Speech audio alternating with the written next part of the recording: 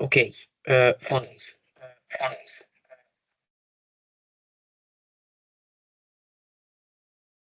Let's start, and then more people can join us as we go along. Okay, so welcome everyone. This is a quick intro about the exam, the tricky exam, I have to say. I think it's the most tricky exam in FRCOphth. Okay, I'm sure lots of people have heard that already. And for some reason, it's not easy. Yeah, and it's usually the first exam that you need to do first. Um, yeah, it's just for lots of reasons. I mean, people do struggle with it, unfortunately. There's lots of reasons. Obviously, you don't have the time. You don't have the effort to spend time reading about basic science, which we never practice on a daily basis. That's why it is tricky. And I'll go into that more in detail later, but since 21, once they stopped doing the CRQ bit, so basically in the past, when I did my exam years ago, half of it was MCQ, and then the other half was CRQ. Basically, that was like drawing diagrams and ray diagrams of optics and stuff. That was easy, yeah. So the pass rate was high, so it reached 50%, 60%.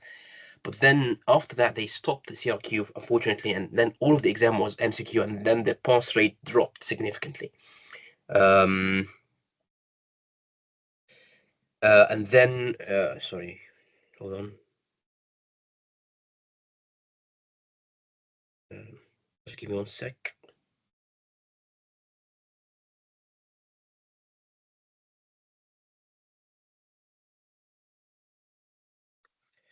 Um,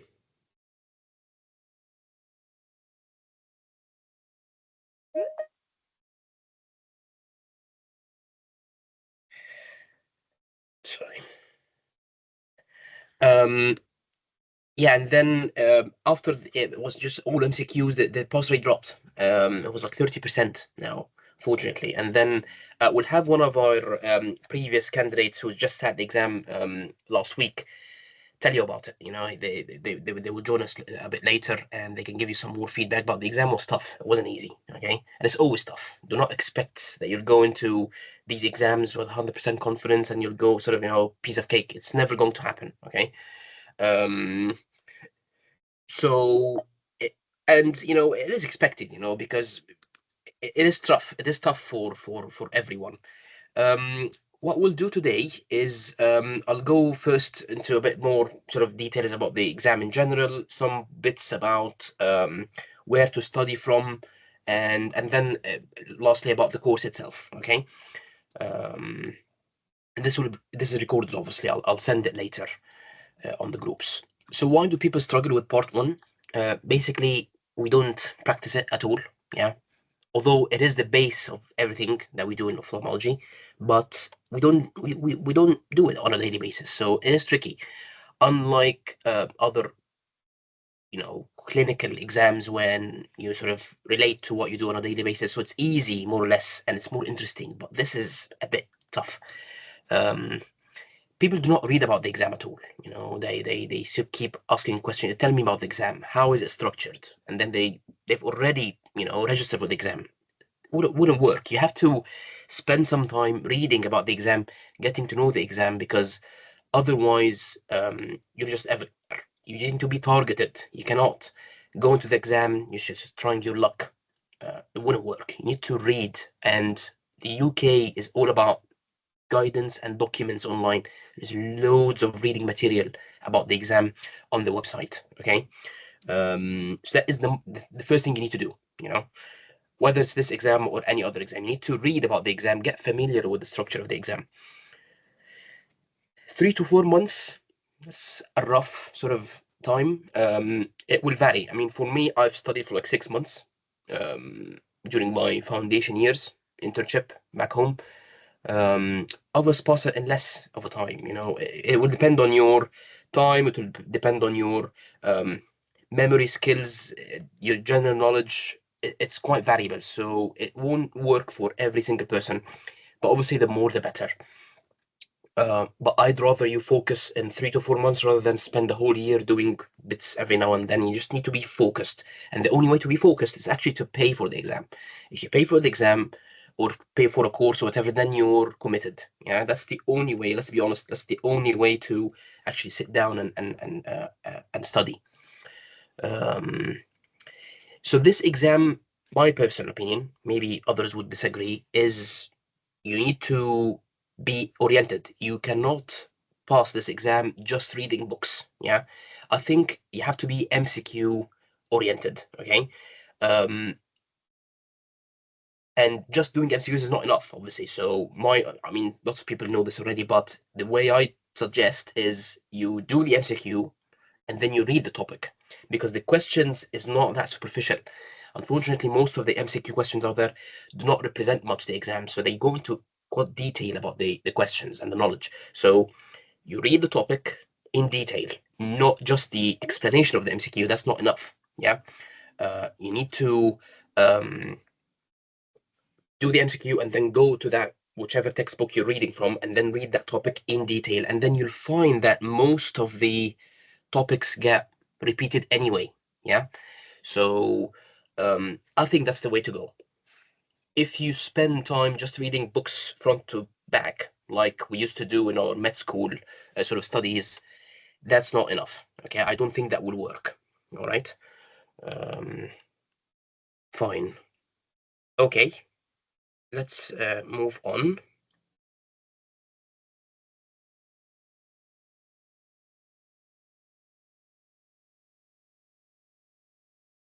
Um, connection sometimes gets a bit funny, yeah. So if it does, just let me know if you don't mind. Just text me or um, just text me on WhatsApp or something if it pauses. Anyway, fine. You guys can still hear me, yeah?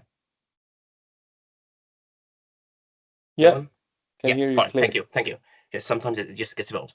Okay, fine. And then obviously, people rely on other exams during their studies. So masters, ICO, FRCS, whatever. This is not enough. This exam is a bit more tricky. Okay, let's agree. This is a bit more tricky. It's the same sources, it's the same basic knowledge, but actually they go into much details about things and more even trickier, they ask about general stuff, not just ocular basic knowledge, unfortunately. If you ask someone who's just had the exam last week, they asked loads of questions about statistics. They asked loads of questions about general immunology and pharmacology and those sort of things, which is tough. It's very tough. It's not easy. That's the main reason people do not pass this exam. Um, but practically speaking and realistically speaking, are you going to read everything? No, you don't have the time, you don't have the effort. So um, I'd still suggest focusing on what's ocular and then just do your best to gain most marks in those. And then whatever marks is general, everyone will struggle with it anyway. So, and you just try your luck. It doesn't make sense if you read everything, it wouldn't work. And it doesn't make sense either that you leave the ocular stuff and then start reading about general genetics or whatever. Wouldn't work. Okay.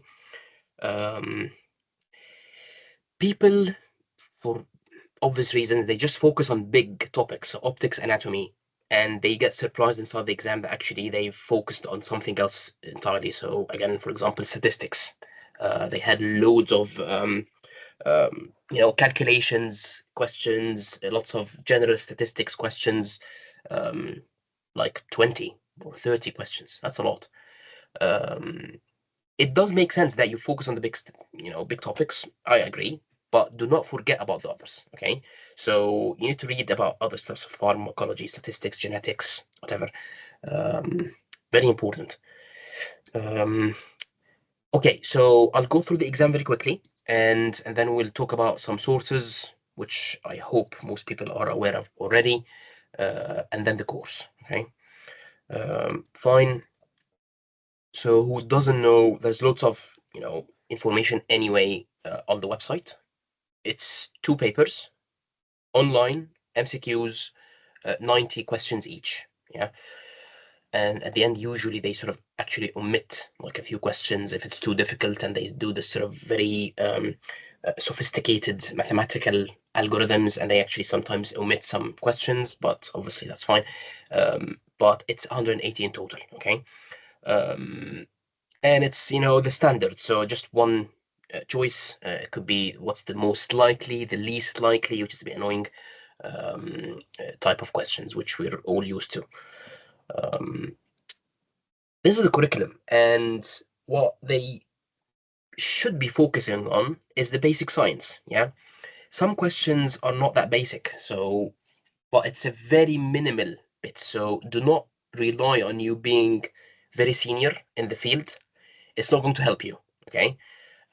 It's very rare that they asked clinical based questions. So your experience in ophthalmology wouldn't add much. Yeah, it's your basic knowledge. It's how much you spend the time to actually read the annoying bits.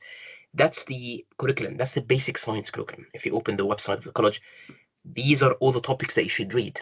Yeah, and again, more detail on that on the website. Yeah, when you sort of Google Part 1 FRCOphth, there's loads of information there. This is the exam reports that they come up with, which is super useful. I have to say, the college is very transparent. They after each exam they send out exam reports saying how many questions have showed up, what's the pass rate, pass mark, how many questions were omitted, that sort of thing. As you can see, that's what I'm talking about. So until 20 October, there was there were CRQs, yeah. So the number of questions was less, yeah. And then I'll show you in the next slide, the pass rate was much better, okay.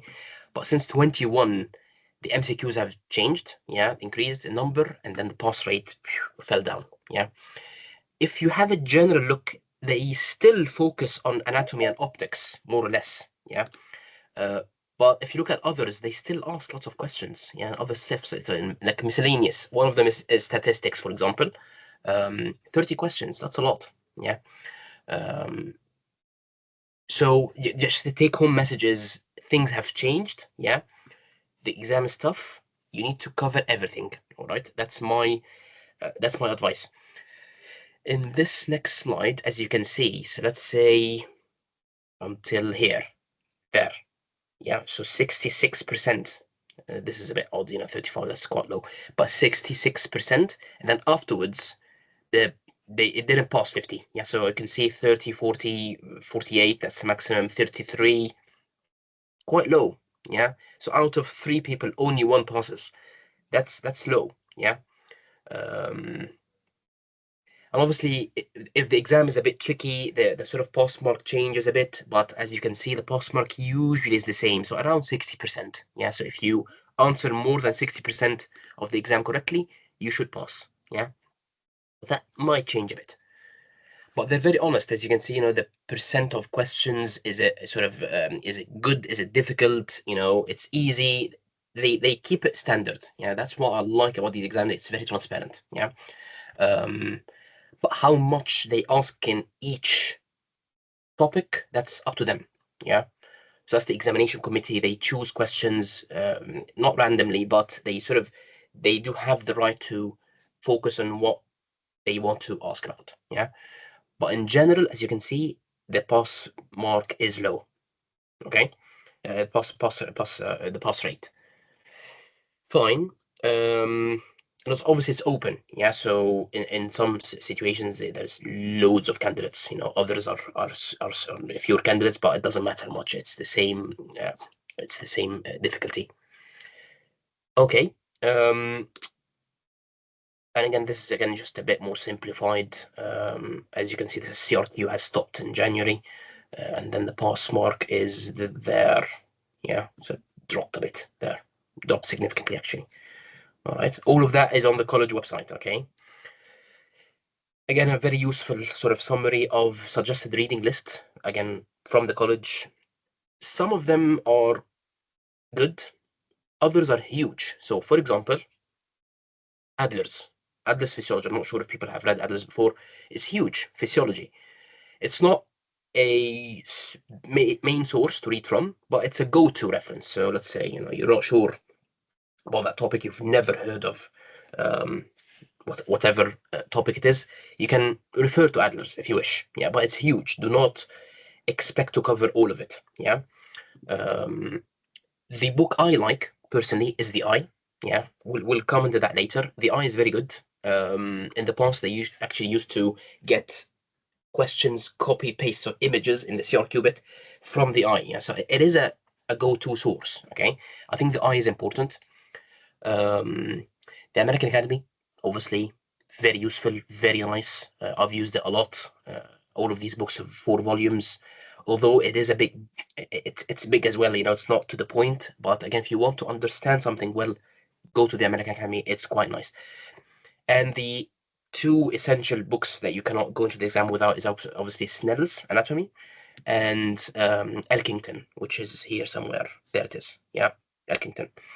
Um, all of the others are great, but you do not expect that you'll cover everything. Yeah, but these are the main 3 textbooks I would recommend. Okay, and we'll talk about that more in detail in a bit. So as I've said, these are the 3 main go-to. This book is quite simple. Basic Sciences. It's one of those sort of things that you can read, you know, like a couple of weeks before the exam just to summarize stuff. But it's not the main textbook. Okay, this is not enough. All right. I'd suggest Anatomy from Snell's, Elkington for optics, and the American Academy on the side, and then everything else from the Eye. That is more than enough. Okay. If you like other textbooks, that's fine. You know, it's up to you. But these are the main go-to ones, in my opinion. What's more important is the MCQs. Yeah. So there's loads of MCQ sources out there. They're not really new. You know, I've used them in my exam like 8 years ago, but they're still very relevant. You know, because basic science is basic science. It's not going to change. I think this one has got a second edition, which I haven't looked at. I'm not sure if it's worth, but there is a second edition of that one. Whoever wants to have a look at it, it might have new questions. I don't know, but more or less it's the same topics. Okay. But these are the main go-to MCQ sources. And again, as I've said, you do the question, you read the answer, and then you go to that specific topic in the textbook and read about it in detail. Yeah, and then you'll notice that topics get repeated anyway, and that's what we do in the course. And so I'll explain it a bit, but it's an MCQ based course. Yeah, fine. More MCQ sources. Obviously, everyone knows about iDocs, which I don't really fancy. Yeah, I don't really like iDocs. For one reason is the explanations is not great. So it's like one sentence, you know, which is not enough. All right. So with those sort of things, you want something to, you know, to discuss a bit more. And it's very good in FRCOphth, which I'll show you in a bit. With this one, again, you can subscribe for 3 months, you can subscribe for 6 months. I would suggest doing both. Yeah, so iDocs and FRCOphth. So do both. This FRCOphth, which I've used a lot, and I've used in the exam and in the course as well. Yeah. The good thing about it is that it does give you a bit of explanation. So actually, although I wouldn't suggest it, but you can just, you know, stick to that bit of explanation and that's it. You don't have to go to textbooks, although that would be risky. I'd still suggest going elsewhere and reading from the actual textbook. But at least you've got a base. You know, you've got something to summarize at least the topic. Yeah. Some of the questions are repeated in the FRCOphth, unfortunately, but the majority are new, and they cover lots of very important topics. Okay, so I think it is better than iDocs. That's my personal opinion. But in general, I'd suggest doing both. There's OrthoBank as well, which I haven't looked at personally. It's not that expensive. If you've got the time, you can do it. And just bear in mind that some MCQs out there have got wrong answers. Okay. So if you're not sure, then feel free to ask your colleagues. Feel free to, you know, ask on the groups, which I'm sure you've noticed that lots of people do anyway before exams. So just challenge the answer, okay? Because sometimes the answers are not correct. There's a Chua website as well. There's loads of MCQs there, which is fine. If you've got extra time, you can do them. They're not essential, but you can see this. It's again, covering many topics, so very important as well. So the more the better. How many do you need to do? I think at least like 2,000. I think that should be enough. The more the better. That's my opinion. And then you have to come up with a plan. So am I going to maybe cover anatomy in the next sort of few weeks and then do 200 MCQs of that or 300 MCQs and then move on? Or is it going to be sort of a bit of everything every sort of week? You just have to come up with a plan and then start doing it because, as I've said, at least aim for 2,000 MCQs at least. Fine. If no one has any questions, I'll move on. Okay. Next, we'll talk about the course itself. Okay. So Sorry, Mustafa, sorry. yeah, go for it. It's Anna speaking. Hi. Hello. What about the ferries? I don't like it that much. Okay. Although I've used it in my exam, I've looked at it in my exam. But I remember wasn't that sort of structured. It was a bit old as well. I don't know. I didn't like it. But it's a personal preference. With those sort of things, it's personal. Okay, so everyone will tell you something different. So, but the general sort of thing is the more you do, the better. If you've got the time. The problem is that there's no time, is there? So most of us are sort of very busy. We work. We've got families, other commitments. So there's no time to do everything. But yeah, it's up to you. I don't personally prefer it. I see. Yeah. Thank you very much. But I've read a bit about it from my exam, but I wouldn't recommend it much. Okay, fine. The course. So whoever has heard about the course before, I think it is useful. Yeah, but it's not the best course, I have to say. Yeah, meaning it's not as good as the other clinical courses. Yeah, so I sort of instruct on the oral courses, which is much more fun. Yeah, so it's much more useful. It's clinical cases. We discuss cases. Each person from every country has got their own sort of input on it, their own experience. So it's very useful. Yeah, but with this course, because it's basic science, then it's not that interactive. It's just a fact. This is this. What's the longest extraocular muscle? It's that. End of story. Yeah. So it's not that interactive. Yeah.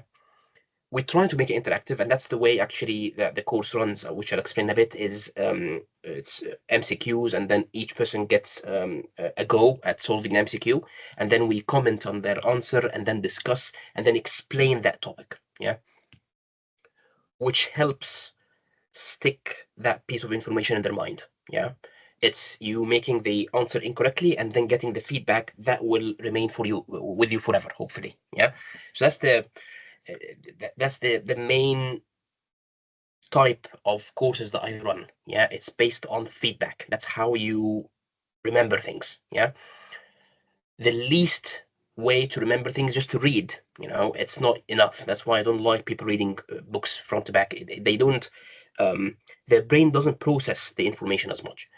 And then when you're stressed in the sort of setting of the course, when people are watching you, then you sort of you're engaged. Yeah, that's the main aim. But the problem with, as I've said, with part one is that there's not much discussion. The best discussions are from people who sat the exam before, and they sort of reflect on their performance in the exam, and then they say, oh, actually this question did show up in the exam, but I did not read about it.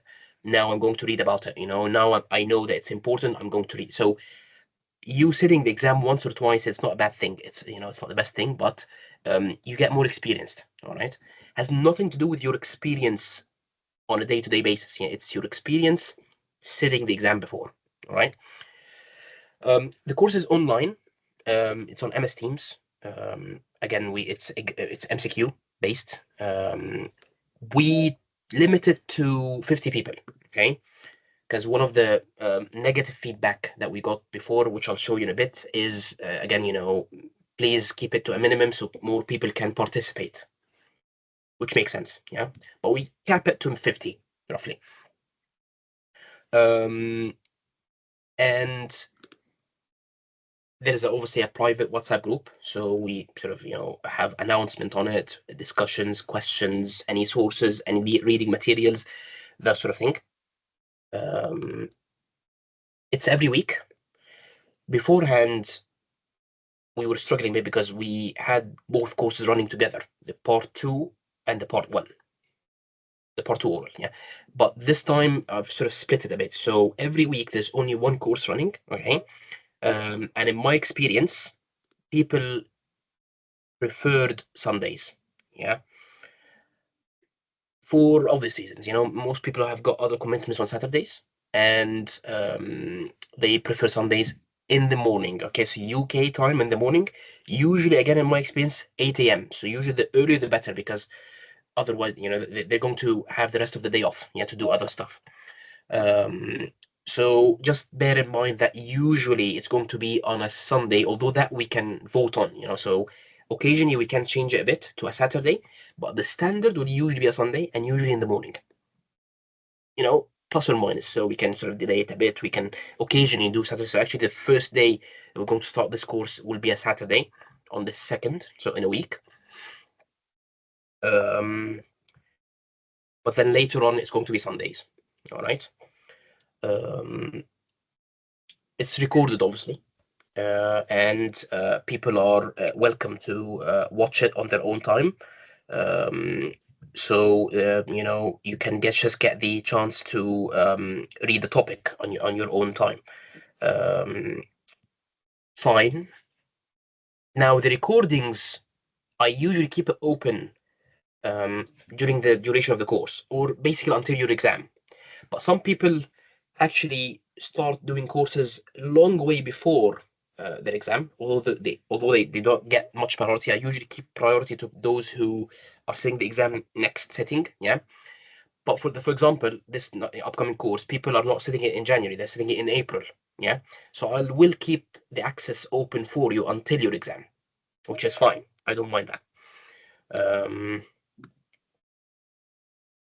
And usually, I use Google Drive, so I upload on Google Drive and send the links out, which are protected, so no one can use the links outside of the course. So even if people are sort of a bit sneaky and they want to send the links to others will not be able to access it because I have to approve the access. Yeah, so I need to know who is accessing the recordings. Yeah. So it's 4 months. Okay. Now in the previous course, it was all live. All because of time, yeah. So we started the course and then we had 4 months, so we had it all live. But now I've decided to split it in half. Okay. Now, if you are aware, if you've went to the website before, there is loads of options. I keep it flexible as much as I can. You can get the whole course. Okay, so 16 sessions, or you can get half of the course, or you can get half of the course and then extend it if you wish, which lots of people have. I don't have the money, I can't pay for the whole course all straight away, so I'll pay for half of it, and then once I'm happy that I need more material, then I'll extend it to the whole course. And all of these options are available on the website. Okay, for this next course, obviously we're targeting the January exam, which is in 15th of January, I believe. Only like 2-3 months ahead. So we've got only 2 months to cover the live sessions, which are 8, and then the 8 other recorded ones, I'll send them out. Yeah. So, and people have already done that. So I've already now opened the sort of registration sort of window, and people have already been signing off and then signing up, and I've sent them already the recordings of the half of the course, and then the rest will do it live starting from next week. Okay. And as you can see, it will end 21st of December. So that will give you roughly like 3 weeks until the exam. Again, basically just to read more, do more MCQs, repeat the videos. It's up to you. But I usually like to keep that sort of gap so you can do more stuff. And I'll show you exactly what sort of topics that we cover each time.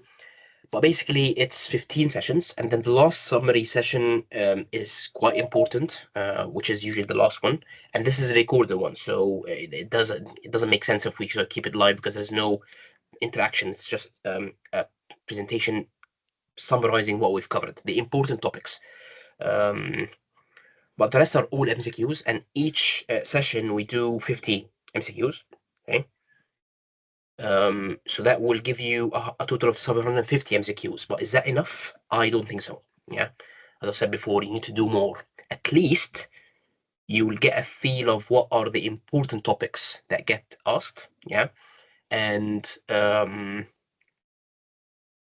you can just read more about that. But the problem is that we cannot cover everything. You know, the syllabus is huge. You cannot do everything. So my suggestion is, yes, you know now the topic, but just go and read more about it. It's not fully depending on the course. Yeah. Unlike the part 2 course, like the oral course, whoever sort of heard about it before, you can actually depend just on the course. Yeah, because it will cover most stations. The cases are very common. They get repeated. The topics are known.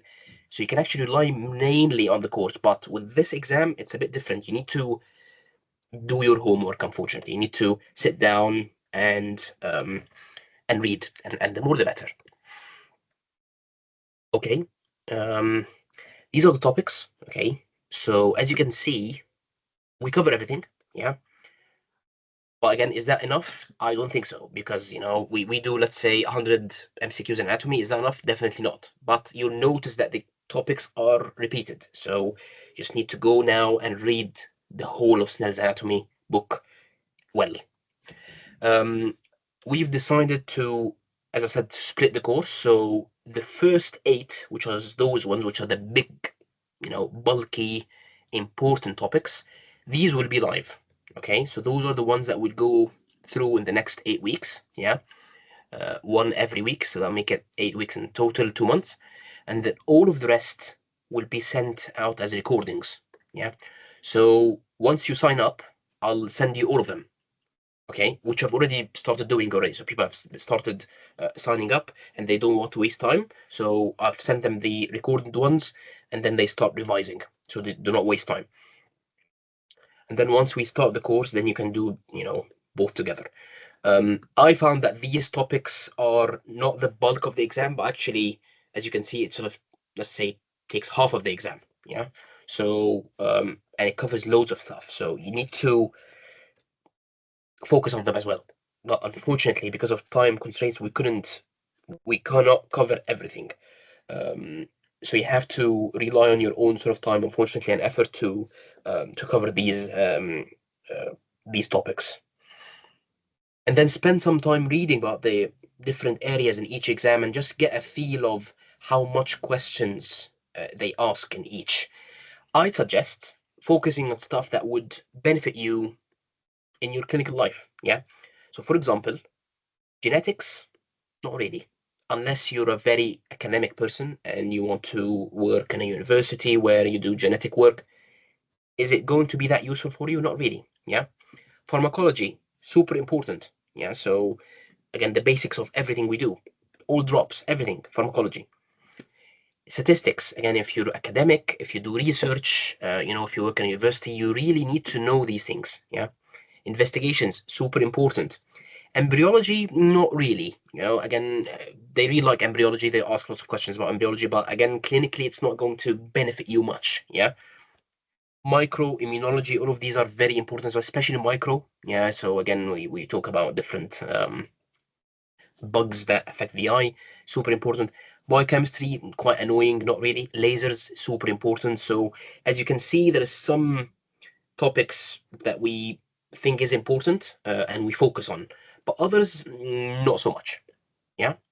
And obviously the last session is the summary, which again is the part of the recorded sessions, so you just get that as recorded, and you can just watch. And actually, in my opinion, it might be an idea to actually watch the summary one first, so you just get an idea. It's like a couple of hours, just get an idea of what we've covered, yeah, in the course.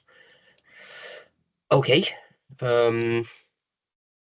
So frequently asked questions. Now, someone asked me how long will I get access to the videos. We've answered this before. It's until your exam, and it is a bit flexible. So some people unfortunately do not pass the exam from first go, and they ask me, okay, can you please extend the access for me until the next session? I'm flexible, so I just accept it, and that's fine. But you just have to remind me because I will forget. Because after each exam, I just remove all of the access. So you just have to let me know to keep the access open for you. Handouts is basically, I don't send extra material, but it's just basically the handouts of the videos. So the videos, it's a PDF, the presentation PDF, and then you can just read the MCQs and then more importantly the discussion afterwards. So there's a slide after the MCQ with the answers, images, lots of images. So you can sort of revise, and whilst you're looking at the textbook, you can look at the images and then compare and stuff. So it just makes it much easier. And actually, that idea was one of the candidates' ideas. That wasn't mine, but actually it turned out to be very useful. So this, as I said, we've got lots of commitments. It's not always fixed, but usually we try to keep it fixed, so just people are aware what to expect in the next few weeks. So I suggest keeping it on a Sunday, early morning, UK time. Yeah. Some people join us from the Far East, some people join us from the Americas, and they do struggle a bit. So, because of the time difference, obviously, but we try and get everyone to be happy. Yeah. How many MCQs? We've answered that as well. I'd say at least 2,000, at least. How long will it take? At least 3 to 4 months as well. Plus or minus, people vary. The more, the better. How often is the course repeated? So if you look at the college website, the exam is repeated, I believe, 3 or 4 times per year. And that's what we'll try and do.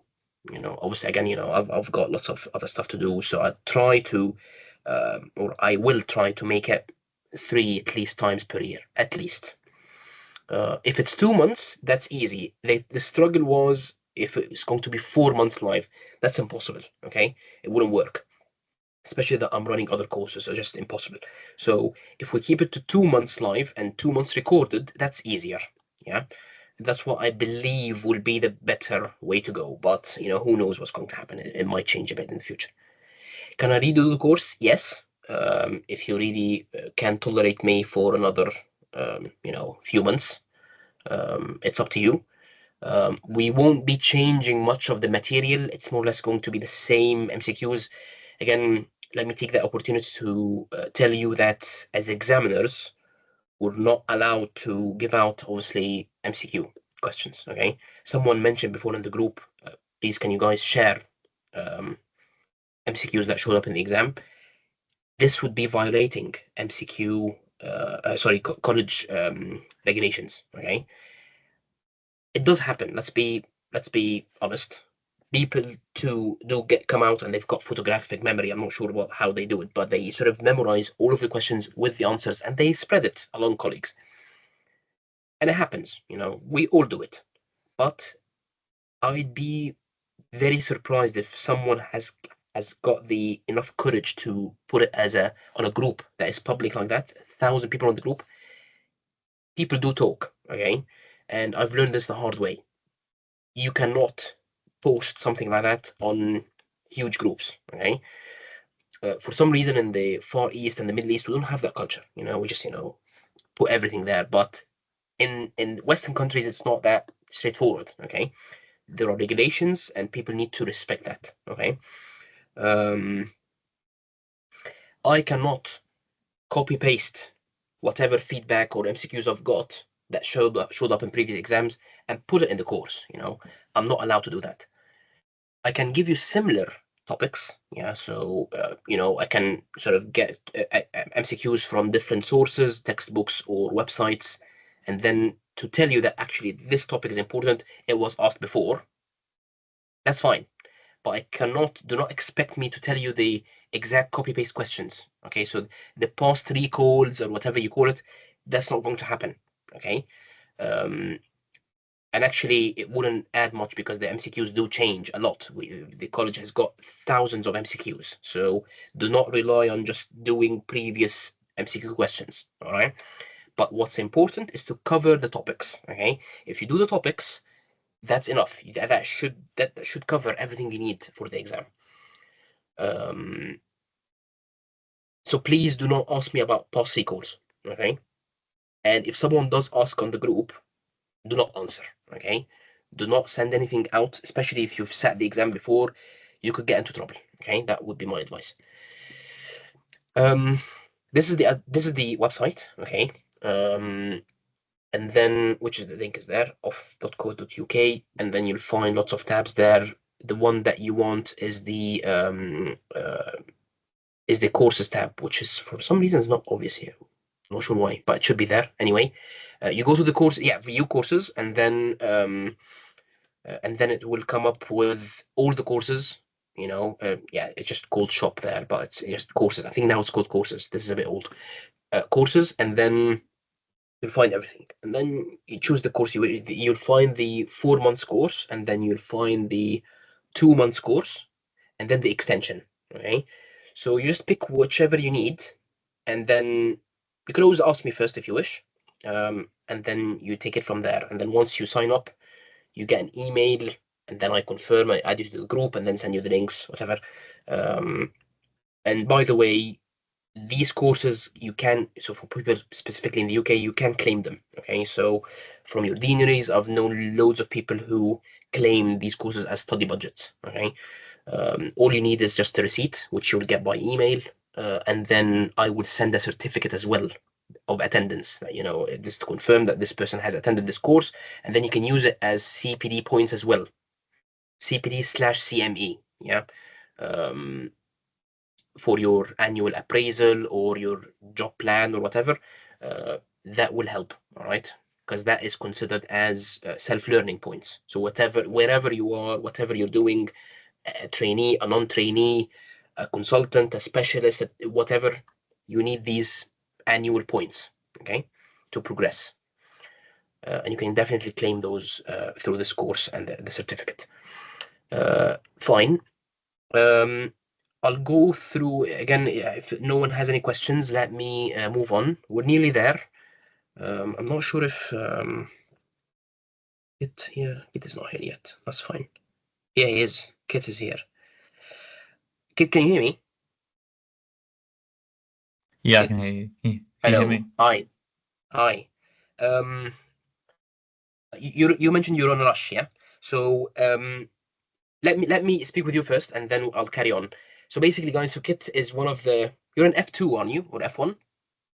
Oh, I'm an F3 now. F3. So he's F3 means like a foundation year, and he's nearly going to start ophthalmology hopefully soon. So as you can see, he hasn't actually started his ophthalmology training, yeah. But he was one of the best, actually, from my personal opinion, that he was one of the best who volunteered in the course. Yeah, he participated. He showed good knowledge, mainly because he's junior. Yeah, so maybe he's smart. Maybe he's got the medical school stuff still in his mind.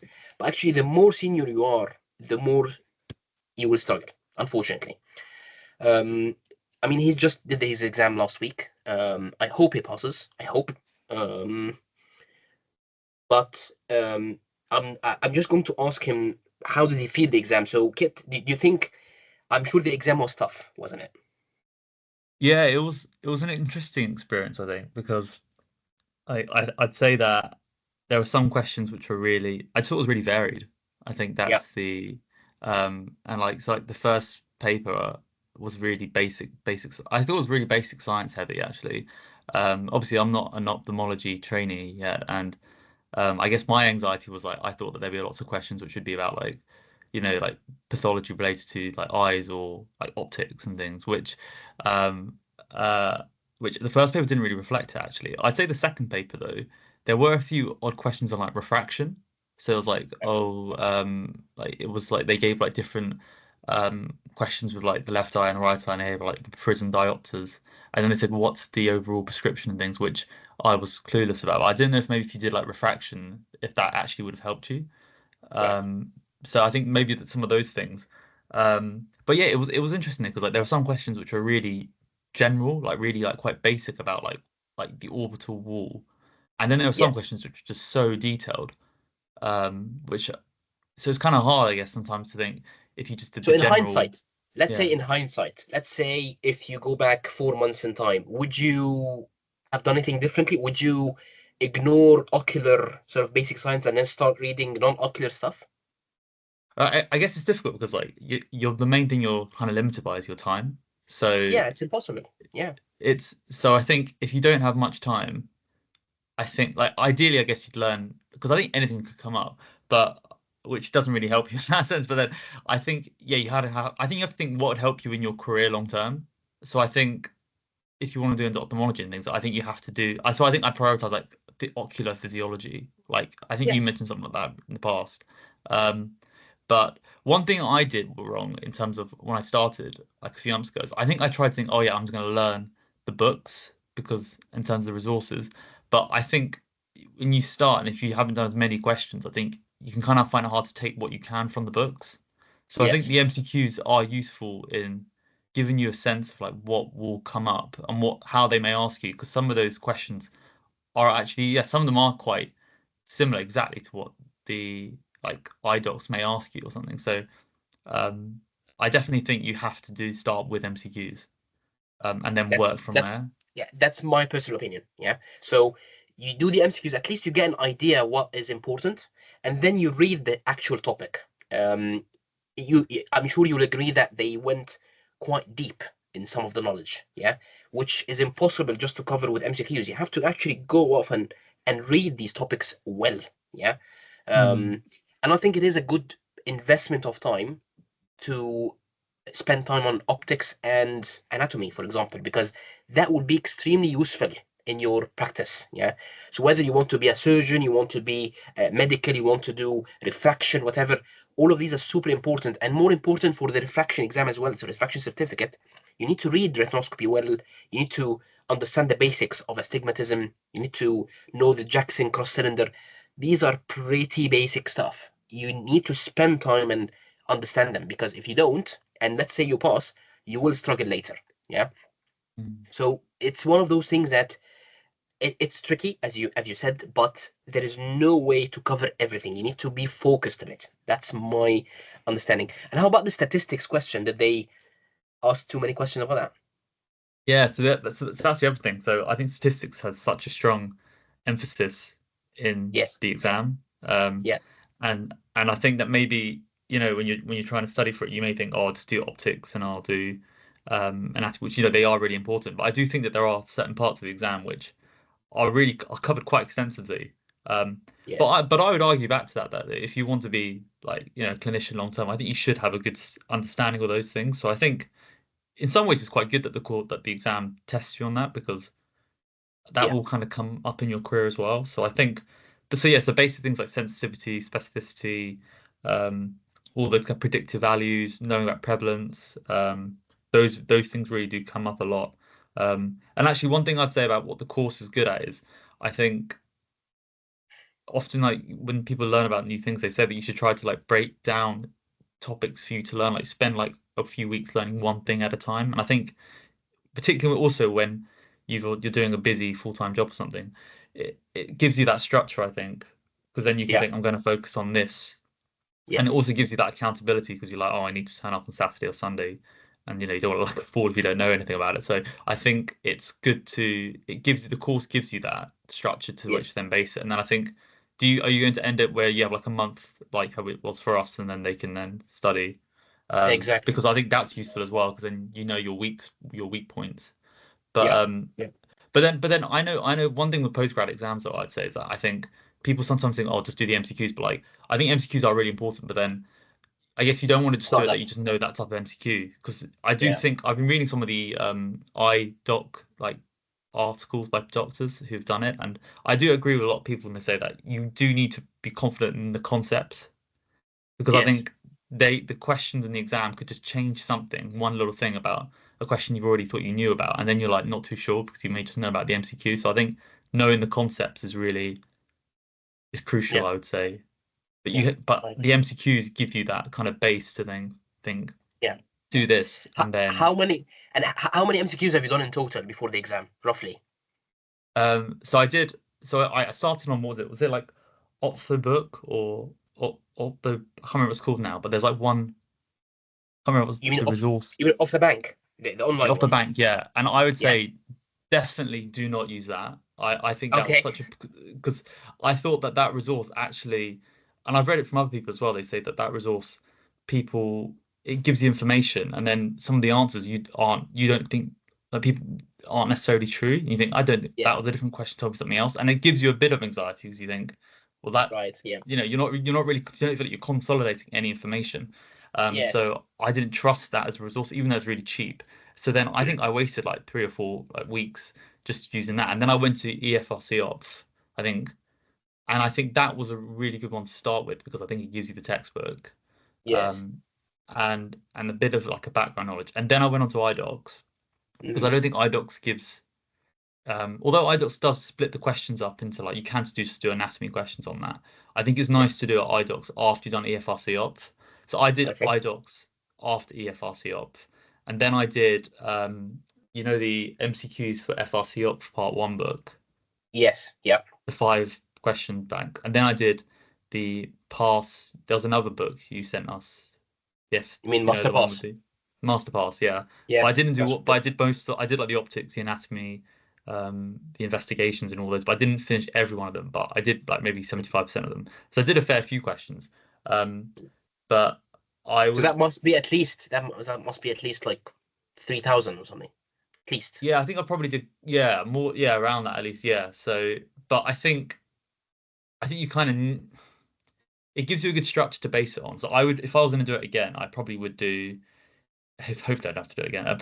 If I should do, yeah, I do EFRC up to start with, and then I do iDocs, and then Okay. during that time when I was doing each week, how you're gonna do immunology, I would then do the masterpass immunology Mhm. questions for that, but Yeah. and try and base it off that. But I can completely understand that it's difficult for people when to find time to do this when you've got. Especially you're not married, are you? No, I'm not You're married. not. No. You're not. Yeah, you're lucky. So you've got the time. Yeah. So yeah, that's why I always sort of advise the earlier you do these exams, the better. Because before you become very busy. Once you pass part one, the rest is easy. Honestly, the rest is easy. It's very clinical. It's useful. Yeah. So it just comes with time and experience. So you just need to pass that bridge of part one. But yeah, I hope you pass. You should actually find out quite soon, by the way. So Yeah, sometimes it's like a I week or think two. three So weeks. yeah, Yeah, sometimes it's and sooner. So the other thing I was going to Hello, say to you, oh, hey, hello. Sorry, I'm cutting in. Dr. Kids, I didn't get that. Which material did you say wasn't helpful to you? I didn't quite was, hear that. was Optho, was it Mustafa off Optho to Bank? bank, off to bank. Optho It's a Bank. Oh, okay. website. All right. Oh, thank you so much. Sorry for interrupting. No, it's That's all all right, it's right. all right. And in terms of like, I can't remember this doctor who's got a resource like pass FRC off part 1 on iDocs, and he gives like a lot of resources which I think are actually really good. But if and so some of the things I'm actually going to repeat what he said, but I did think they were really useful. So I think anatomy, I think Snell's is such a good book, Yeah. and I think that's a really good book to start with, just to go through. And I think you shouldn't probably have to go through every book from front to back, but I think Snell's you should actually. I think that is it's really clear, really well I agree, and explained. it's very clinical oriented as well. There is applied anatomy, which I really like. It's quite useful. I like it. It's quite old, but it's very nice. Yeah, and then I think optics. I think Elkington is is a really important book. I think it's a hard book when you first look at it, but there's Yeah. this thing called Hunter's Optics. It's like a video, Yes. Hunters is a and very well known. He's American, isn't he? I think he's an yeah, American. he's American. He does this six Yeah. hour. So I remember I first attended your optics stuff. I had no clue a lot of it, and then I went to Yeah. and I watched Hunter's 6 hour video, and it really made things a lot. He just does everything really clearly, and it explains, like, he just Yes. gives you a really good overview. So Yeah. I'd say if you have no idea about optics, I'm sure like, some of you guys are already training, so you may have quite a good idea of it. But I'd say watch his videos, and then I thought Elkington things makes a lot more sense, and then I just think I would base that as my start for that. I think for physiology and things, I tried looking at like the eye as like a whole chapters and things. I found that quite overwhelming when you're trying to, because it can go Because into it's quite very big. detail.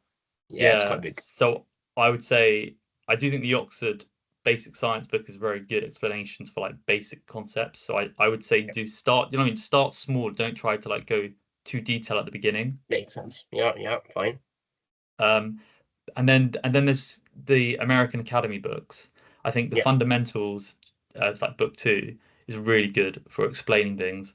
I think Mhm. optics again for the American Academy. I actually think that explains a lot of stuff really well, like retinoscopy. There's like Yes. it's like one of the first bits that explains it really clearly and really nicely. That's a good book.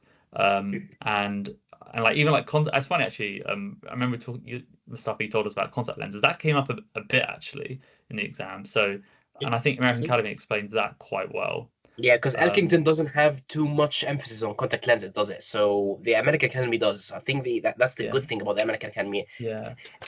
Yeah. I kind of found like with Elkington actually, like with Elkington, it kind of reinforces stuff that you kind of know. Like you should like when you're learning it for the first time, Elkington's so hard to get, but then it's like you've already once you learn the concept from something else, and then you read Elkington, you're like, oh yeah, it makes sense now. So like, Yes. but you kind of need to know Elkington, I think, from Yeah.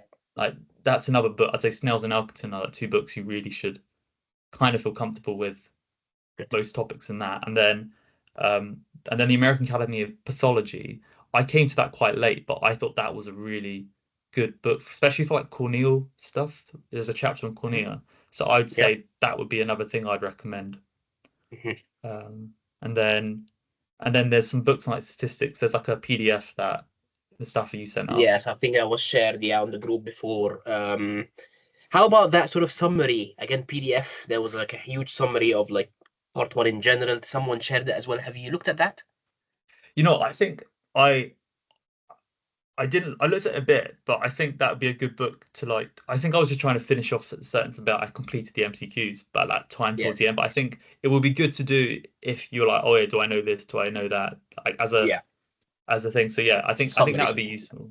Yeah, because I Yeah. guess that's Yeah. another thing where it reassures you of can I explain that concept to somebody?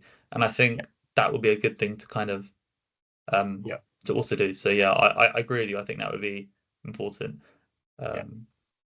Um, and then what was the other thing? Yeah, embryology. I thought the actually I think EFRCOphth has quite a good bit about like embryology as it just tells you like certain things quite nicely. And the American Yeah. Academy's got like quite a nice explanation as it goes through for the embryology. Um, Yes. but yeah, it's just there's a lot of concepts, aren't there? Um, Yeah. and it's But just time, I guess. let's agree. Let's agree that the course will not be enough. Yeah, you need to spend extra time. You need to do the homework. You need to sit down and read. You need to sit down and do more MCQs. You need to sit down. People do not sit down. They really like the course because it's something that you sort of they gets motivated, and you're saying, oh, next week there's something I need to do on the weekend. But that's not enough. You need to sit otherwise and spend some more time. Unfortunately, you will never pass just doing a course. It's not enough. Yeah, no, I agree with that. But the course is important because I think it gives you the structure to base what you'll do your studying on Yeah, for that week. Because sometimes I yeah, think it can be a bit overwhelming to know what you're like to think, oh, what am I going to do this week? Because there's so yeah, much to kind of cover. So I think the course is good for that. yeah, But then one thing I'd say though is I guess even when you're doing the course, like there'll be some periods of time where, I mean, I would say that I was probably weaker at the anatomy and the optics compared to people. So I kind of kept trying to do those bits. But then there's like bits in the weeks where, you're just doing infection and immunology, you're doing like micro, you're doing genetics.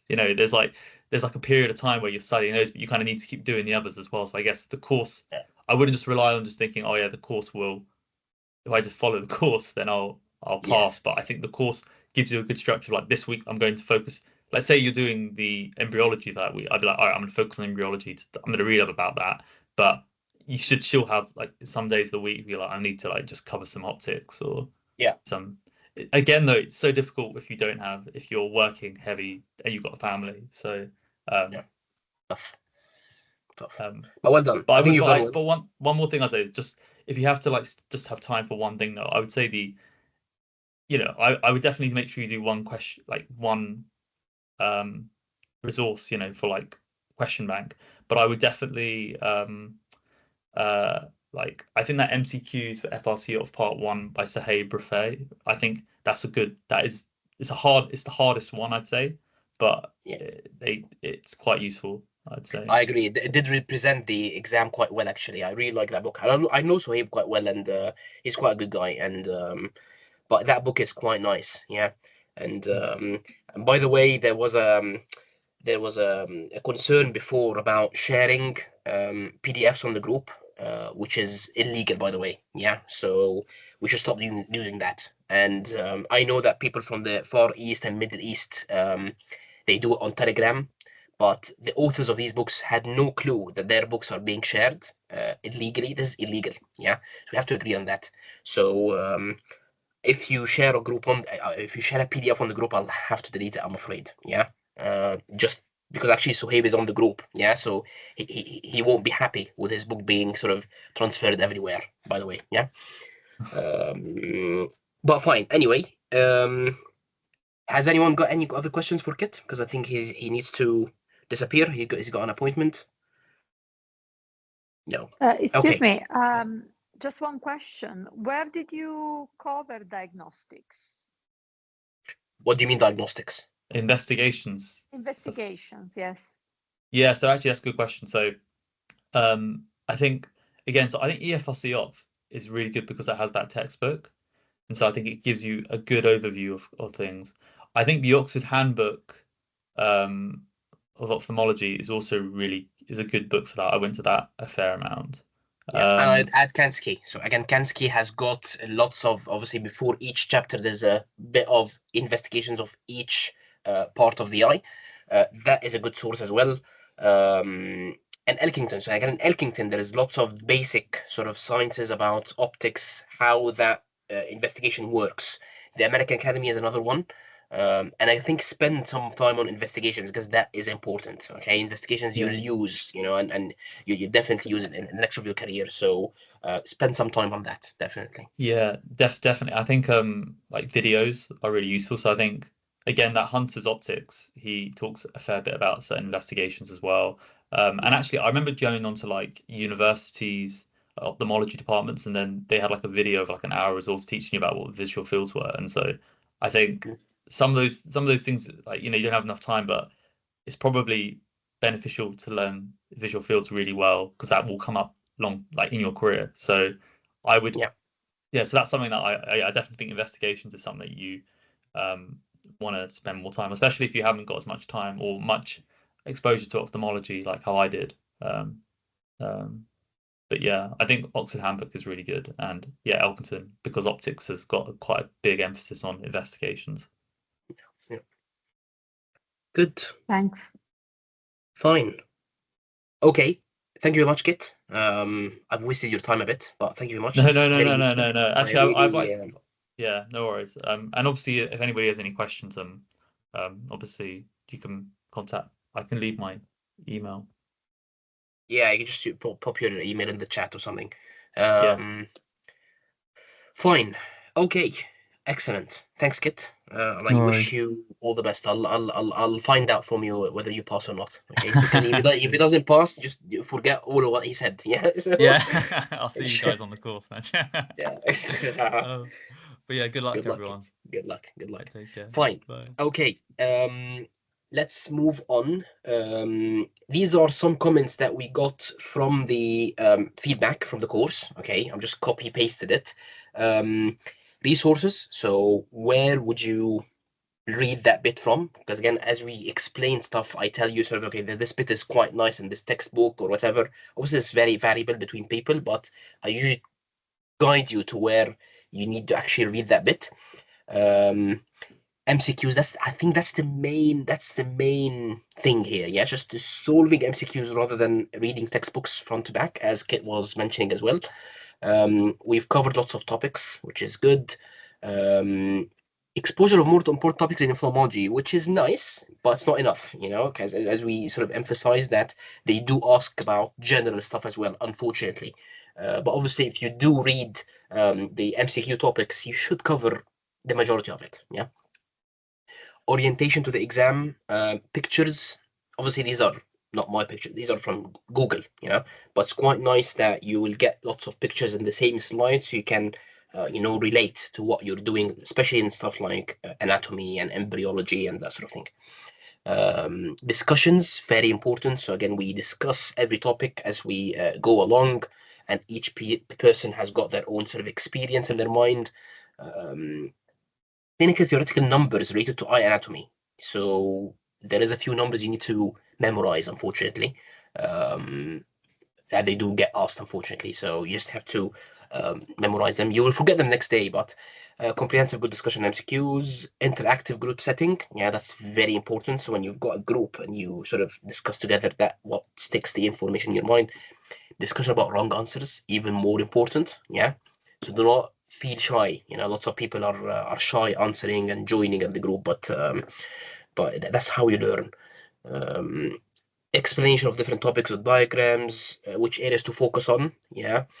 Live explanations, range of questions, variety of content, because obviously, we try and focus on different topics. We do not repeat the topics if we can, but obviously if it gets repeated, that means it's very important. All right.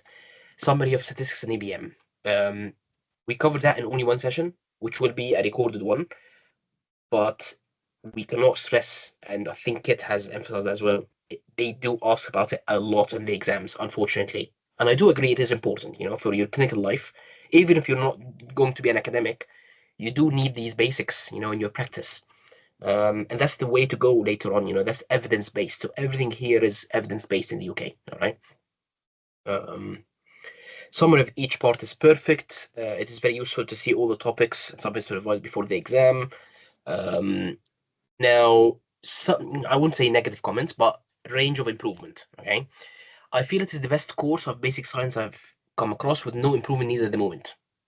Okay, send off the PDF with highlighted answers should be useful or helpful, so you can review from the phone. It's not as easy as it sounds, because that will take lots of effort in editing the actual PowerPoint.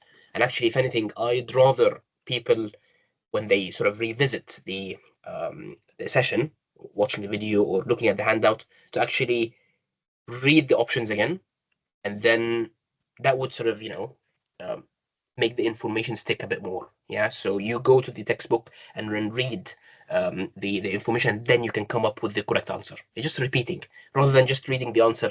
It wouldn't be enough. So it's kind of intentional here. Yeah. Less people, so more opportunities. Not always possible. Can we go through more questions? Maybe give a bit more pressure to answer it quickly so we can go through. Possible, but going through more questions means more time. Yeah, I'd rather just do one question and discuss a bit more. Yeah, rather than do the same sort of topic, different questions. It's going to be around the same topic. I'm trying to focus on topics rather than on questions. Yeah. Send more questions on WhatsApp group. We already do that. So there's loads of sources out there. Everyone has got access to these online questions and MCQ. It's not hidden. Yeah, it's not something that we hide. All the questions are available. Okay. We usually take a 5-minute break, usually in the middle. Bit longer, it's tricky because the session does last long. At least like 3 hours per session. So extending it won't be that easy. I think no improvement is needed. Maybe a break of 10 minutes. Yeah, okay, fine. But it doesn't last 4 hours. I mean, usually it's 3 hours. Okay, so for the part 1 course, it's usually 3 hours. Split the week session to 2. That's impossible. Maybe in the future when I get more help with me, maybe. But because I'm doing this solo, you should remember that. I cannot, because I'm doing a full-time job as well. It's super busy. So, and I'm running other courses. I run the course for the part 2. I run the course for the Caesar as well. So it's just impossible. Okay. Can you make it more interactive with a live quiz where everyone is entering in what they think is the correct answer? The question is being asked. Mentimeter is a very good idea. That's possible. Maybe. It's actually, I've thought about that, but I'm not sure if I'm going to apply it in the near future. Happy with the time and small break. Would appreciate more recall questions. That's what I'm talking about. So I will not be able to give you recall questions. Yeah. see, they're talking about it as if it's something normal. You know, it's not. That's not right. Okay. You will get into trouble if you share recall questions. That is not good. We still do it, you know, but you cannot do it on the 1,000 people in the group. Yeah. More structure regarding questions, all cornea questions together, all artery questions together, to keep more focus rather than random. Because what we do in the course is just random questions, random topics from this anatomy, same area, but different questions. Which I don't know. I think it's better because just give better brainstorming. It's my way of thinking. But anyway, that could be that could be done. Would it be worth to know the topics in advance so we can read during the week and discuss? Impossible, because that's not the whole point. The whole point is putting you in the stress of not knowing what you're going to be asked about, and then you just give it a go. And again, remember, you'll never be able to read everything during that week. Yeah, you're going to stress yourself out too much. So actually, the more reading will come out after the week, not before the week. So let's say doing the anatomy next week. After we do the session, you're going to spend the week after that, or the couple of weeks or whatever, covering the topics that we did. Okay, so this is something that, again, you know, I've really tried to help with. Pricing. We know that, you know, again, in low income countries, it's quite tricky. I'd love to, you know, obviously involve everyone and spread the course even more in different countries, but it's not easy. Okay, imagine if I do this for someone, everyone will ask for the same. You know, again, people in the UK will not be finding it fair. Yeah, so why do others get discount and not me? So it's not. I don't know. I've thought about it, but it's not. It's not that easy. Okay. The only thing I've helped with is splitting the fee. You know, as I've said, you know, you can do, let's say, 2 months, and then you can you can extend it later if you wish. But let me know if you are really struggling. Then let me know. We could possibly have a discussion on the side. Okay, we're finishing off now. Last piece of advice: we need to start. Okay, even if you're sitting the exam next year, you need to start now. Okay, and as I've said, the earlier you do these exams, the better. Okay, I've done this exam when I was internship here before even starting ophthalmology, like KIT, for example. In the UK, they do need it to add points to their portfolio to apply for ophthalmology and get accepted. But otherwise, you know, you just do it now. Yeah, do not postpone, because it gets harder, not easier. You need to read about the exam. Okay, exam reports, guidance, feedback from colleagues. That's why I always ensure that someone from the previous sitting joins us in the intro session every time to give their feedback. Lots of MQs. Okay, the more the better. Do not study front to back. Maybe anatomy and optics are exceptions. Spend some time reading those. Okay, very important. Should you just focus on high yield areas? I don't think so. All right, you need to cover other areas, you know, so because these ones, they do get asked, and more importantly, it will be useful for your practice. So something like investigations, pharmacology, you know, these are very important. You cannot practice ophthalmology without knowing these things. Yeah. And that's that. Okay, I think that is enough. If no one has any questions, you find that WhatsApp group. I'm not sure because I've sent this link on Telegram as well on this video. But this is the WhatsApp group that we've got, the FRCOphth support group. Problem is that now it's running out of space. I think we're now reaching 1,000, and I think the maximum is like 1,200 or something. So I'm not sure what to do next. You know, maybe do another group or something. I don't know. But you're free to join that group. This is a feedback form, you know, for the course, for today's session in general, and this is the website. Okay, so that's your go-to if you are keen to join the course. Go to the website, sign up, and then I'll confirm, and then we'll add you. We are starting next week. People have already started, so I've sent them the recorded sessions, the last 8 sessions. But now from next week, I'm going to start with anatomy. Okay, so whoever is interested, sign up. And as I've said, we've got a 50 cap.